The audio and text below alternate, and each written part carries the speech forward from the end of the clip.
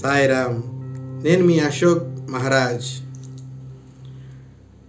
కలహాల కాపురము, వివాహ బంధము మన జీవితంలో ఎంతో ముఖ్యమైనటువంటి రోల్ తీసుకునేది వివాహ బంధము.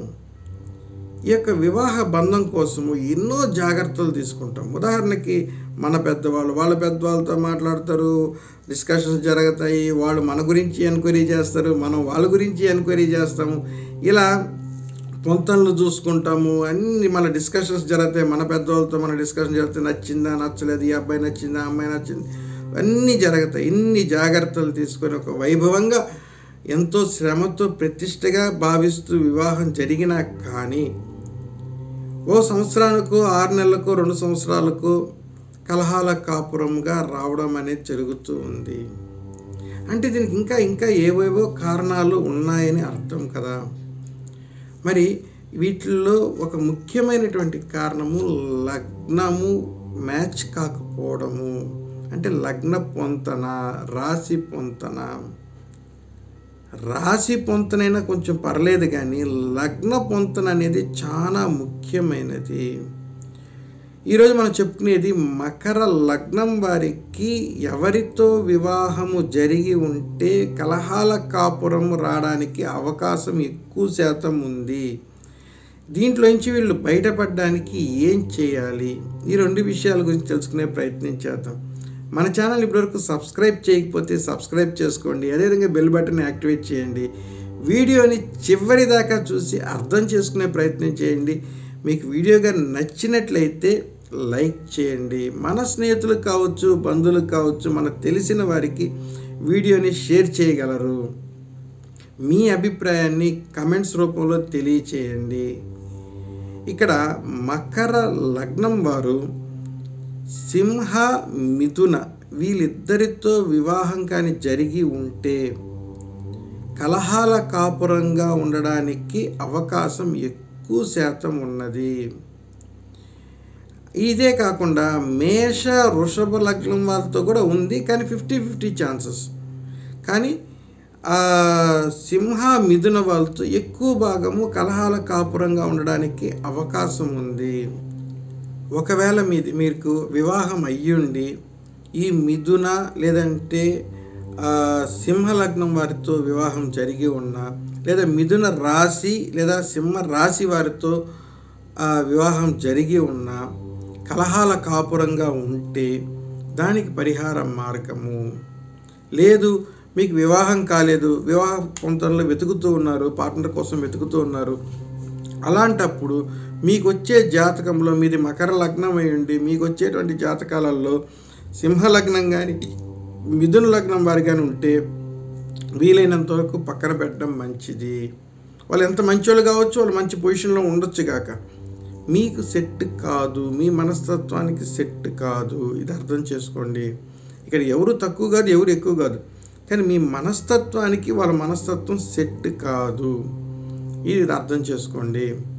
సరేనండి, మాకు వివాహం అయిపోయింది, మా ఇంట్లో సమస్యలుగా ఉన్నాయి, ఇప్పుడు ఏం చేయాలి అంటే గ్రామ దేవత లేదా ఒంటరిగా ఉండే పార్వతీదేవిని ఆరాధించడము.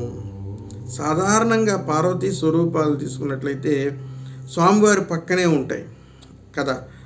అలా కాకుండా అమ్మవారి స్వరూపాలని అయ్యవారితోనే ఉంటుంది. అలా కాకుండా విడిగా ఉండే స్వరూపాలు, ఇప్పుడు కన్నికా పరమేశ్వరి లేదంటే అమ్మవారి దేవాలయం మాత్రమే ఉండేటువంటిది మనకు సహజంగా మనకు అనిపించేది మనకు గ్రామ దేవతలు పోచమ్మ, ఎల్లమ్మ లేదా పోలేరమ్మ అన్నీ అమ్మవారి స్వరూపాలే. అది శక్తి స్వరూపం ఎవరైనా కావచ్చు. అంటే ఒంటరిగా ఉండేటువంటి అమ్మవారి స్వరూపము. ఇది కొంచెం బాగా అర్థం చేసుకోండి. ఈ యొక్క స్వరూపాన్ని పూజించడము, ఈ యొక్క అమ్మవారిని పూజించడం, అది ఏ అమ్మవారైనా కావచ్చు, మీ ఇష్టం. మీ గ్రామ దేవత కావచ్చు, లేదంటే ఇంకెవరైనా కావచ్చు, మీ ఇష్టం. దీంట్లో వాళ్ళు వీళ్ళు ఫలానా దేవతనే పూజించాలి అని కాదు. అమ్మవారి యొక్క లక్షణం ఏంటంటే ఆమె ఒంటరిగా ఉండేటట్టుగా ఉండాలి, పక్కన స్వామివారు లేకుండా ఉండాలి. ఇదొక్కటే కండిషన్. అటువంటి అమ్మవారిని చిత్రపటాన్ని తీసుకొని గుడి చుట్టూ ప్రదక్షిణ చేసి ఆ చిత్రపటాన్ని అమ్మవారి పాదాల కాడ ఉంచి, లేదా అవకాశం లేదు, ఉంచడానికి అవకాశం లేదంటారా, మీరు అమ్మవారికి ఎదురుగుండా చిత్రపటాన్ని ఓపెన్ చేసి ఎదురుగుండా అమ్మవారి ముందర పెట్టి, తల్లి నా ఇంటికి రా, నన్ను చల్లగా చూడు అని మనస్ఫూర్తిగా ప్రార్థన చేసి ఇంటికి తెచ్చుకోండి. దీనికంటే ముందు మీ పార్ట్నర్తో మీరు తీసుకోవాల్సినటువంటి ప్రామిస్ ఒకటి ఉంది. దాన్ని అగ్రిమెంట్ అనండి, ప్రామిస్ అనండి. మీ ఇద్దరు కలిసి చేయాల్సినటువంటి ఒక ప్రామిస్ ఉంది. ఏంటదంటే, మన ఇద్దరి మధ్యన ఎన్ని గొడవలైనా రాని, మన ఇద్దరి మధ్యన ఎన్ని సమస్యలైనా రాని, మన ఇద్దరి మధ్యన ఏ రకమైనటువంటి విభేదాలైనా రాని, కానీ ఒక్క ఆ శుక్రవారము లేదా శనివారం, ఈ 2 రోజులు ఏదైనా ఒక రోజు, ఈ 2 రోజుల్లో ఒకరోజు మీరు నిర్ణయించుకోండి. అది శనివారం పెట్టుకుంటారా, శుక్రవారం పెట్టుకుంటారా, మీ చాయిస్. ఆ రోజు ఆ సమయానికి మన ఇద్దరం కలిసి అమ్మవారికి దీపారాధన చేయాలి. మన ఇంట్లోనే మనం తెచ్చుకున్నటువంటి చిత్రపటానికే ఇద్దరం కలిసి దీపారాధన చేయాలి. అది ఏమైనా జరగచ్చు కాక, కానీ ఆ సమయంలో ఆ టైం రాగానే ఖచ్చితంగా మీరు కానీ నేను కానీ ఇద్దరం కలిసి మన ఇంట్లో దీపారాధన చేసి తీరాలి అనేటువంటి ఒక సంకల్పాన్ని తీసుకోండి. ఇలా తీసుకొని చిత్రపటాన్ని గుడి చుట్టూ ప్రదక్షిణ చేసి దేవాలయం చుట్టూ చిత్రపటాన్ని ఇంటికి తెచ్చుకోండి. ఇక్కడ వెంటనే మనకు వచ్చే డౌట్, ఎప్పుడు పూజ చేయాలి, ఎలా పూజ చేయాలి, ఎన్ని రోజులు చేయాలి, ఈ 3 డౌట్స్ వెంటనే వస్తాయి మన మైండ్లోకి. అవును కదా? సో ఎప్పుడు పూజ చేయాలి? ఎప్పుడైనా పూజ చేసుకోండి. ఉదయమా, మధ్యాహ్నమా, సాయంత్రమా, రాత్రి సంబంధమే లేదు. ఏ సమయమైనా సరే మీ ఇద్దరు కలిసి కూర్చొని ఒక నిర్ణయానికి రండి. మనకి ఇదిగో నేను జాబుకు పోతాను, షాపుకు పోతాను, బిజీగా ఉంటాను, సో మనకు ఉదయం పూట అయితే కుదురుతుంది, మధ్యాహ్నం పూట అయితే కుదురుతుంది, సాయంత్రం పూట అయితే కుదురుతుంది. ఇలా ఏదైనా సరే మీ ఇద్దరు డిస్కషన్ చేసుకొని ఒక నిర్ణయానికి వచ్చి ఆ అరగంట సేపుని ఒక నిర్ణయించండి. అది శుక్రవారం కావచ్చు, లేదా శనివారం కావచ్చు. అలా నిర్ణయం తీసుకున్న తర్వాత ప్రతి శుక్రవారం కానీ లేదా శనివారం కానీ ఆ రోజు వస్తే దానికి ముందు ఎంత గొడవైనా జరగనే కాక దాని తర్వాత గొడవ పడండి. కానీ ఆ సమయం, ఆ 1 గంట సేపు మాత్రం ఖచ్చితంగా ఇద్దరు కలిసి దీపారాధన చేయండి. 2వ డౌట్, ఎలా పూజ చేయాలి? మీకు ఇష్టం వచ్చినట్టు పూజ చేయండి. ఇలానే చేయాలా, అలానే చేయాలా, ఏ సంబంధం లేదు. అగరబత్తులు వెలిగించాలి, దీపం వెలిగించాలి. ఈ 2 కంపల్సరీ. అమ్మవారికి పుష్పాలు పెట్టాలి. ఇది జనరల్గా అందరూ చేసేదే కదా, కంపల్సరీ కదా ఈ 3. సో ఈ 3 కంపల్సరీ. దాంతోపాటుగా నైవేద్యం. ఈ 3 మాత్రం, ఈ 4 అయితే మాత్రం కంపల్సరీ. సూత్రాలు అంటారా, మీకు నచ్చిన సూత్రాన్ని చదువుకోండి, నచ్చిన మంత్రాలు చేసుకోండి, నచ్చినట్లుగా ఎలా అయినా పూజ చేసుకోండి. ఈ 4 అయితే పాటించండి. సాంబ్రాణి అగరబత్తులు వెలిగించండి, దీపం పెట్టండి. వీలైతే ఆవునైతే పెడితే ఇంకా చాలా మంచిది. లేదు మంచి నూనెతో పెడతారా, ఒరిజినల్ మంచి నూనెతో పెట్టండి. ఒకవేళ ఆవునైతే పెడితే ఒరిజినల్ ఆవునైతే పెట్టే ప్రయత్నం చేయండి. కల్తీ లేకుండా ఉండేటట్టుగా చూసుకోండి. లేదు దాంతోపాటుగా పుష్పాలు పెడతారా, మంచి పుష్పాలని తీసుకొని వచ్చి పెట్టండి. ఆ అరగంట సేపు పాటు పూజ చేయండి.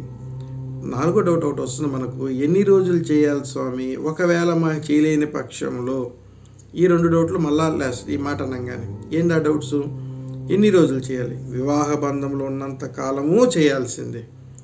చేయలేని పక్షంలో అంటే మాకు పీరియడ్స్ వస్తాయి, మాకు డేట్స్ ఉన్నాయి, లేదంటే మాకు అంటు వస్తుంది, ముట్టు వస్తుంది, లేదా మాకు బయట ఊరికి వెళ్తాము, సమ్మర్ హాలిడేస్లో సెలవులకి ఊరికి వెళ్తారు, 1-2 వారాలు రారు, ఇలా అనేక డౌట్స్ వస్తాయి. వాంటెడ్లీగా మీరు పూజ చేయడం మానడం అనేదే తప్పు. తప్పనిసరి పరిస్థితుల్లో మీరు చేయలేకపోతే ఏం సమస్య లేదు, కానీ మరుసటి వారం ఖచ్చితంగా అందుకోవాలి. ఈ వారం చేయలేదు కదా, ఇంక 2 వారాలు పర్లేదు, ఈ వారం నాకేం మూడ్ లేదు అంటే మీకు ఎలా అనిపిస్తుంది అంటే, ఒక 2 వారాలు అయిన తర్వాత 3వ వారం చేయలేక 2 వారాలు చేయలేదు, 3వ వారం అనిపిస్తుంది ఈ వారం మూడ్ లేదు, రేపు వారం నుంచి చేసుకుందాం. మనసు అట్ట తిప్పుతుంది. ఎందుకంటే మీ ఇద్దరి మధ్యన కలహాలు పెట్టి మిమ్మల్ని విడదీయాలి కాబట్టి. అలాగని లేదంటే కావాలనే మనకు ఆగడానికి అవకాశం ఎక్కువ ఉంటుంది. కాకుండా మీ ఇద్దరు మంచిగా ఉండాలి, మీ కుటుంబం అభివృద్ధిలోకి రావాలి, మీరు ఆర్థికంగానూ అభివృద్ధిలో ఉండాలి అంటే ఈ కార్యక్రమాన్ని వారానికి ఒక అరగంట సేపు మీకోసం మీరు కేటాయించాలి. ఈ విషయాన్ని అర్థం చేసుకోండి. మీకు పూర్తిగా అర్థమయ్యేటట్టు చెప్పానని భావిస్తున్నాను. మీరు అర్థం చేసుకుంటారని ఆశిస్తూ ఉన్నాను. వీడియోగా నచ్చినట్లయితే లైక్ చేయండి, మన స్నేహితులకి షేర్ చేయండి. ఇప్పుడు వరకు కానీ సబ్స్క్రైబ్ చేసుకోకపోతే మాత్రం సబ్స్క్రైబ్ చేసుకోండి మన ఛానల్ని. సర్వే జన సుఖినో భవంతు, సర్వత్రా శుభం కలగాలని కోరుకుంటూ సాయిరామ్.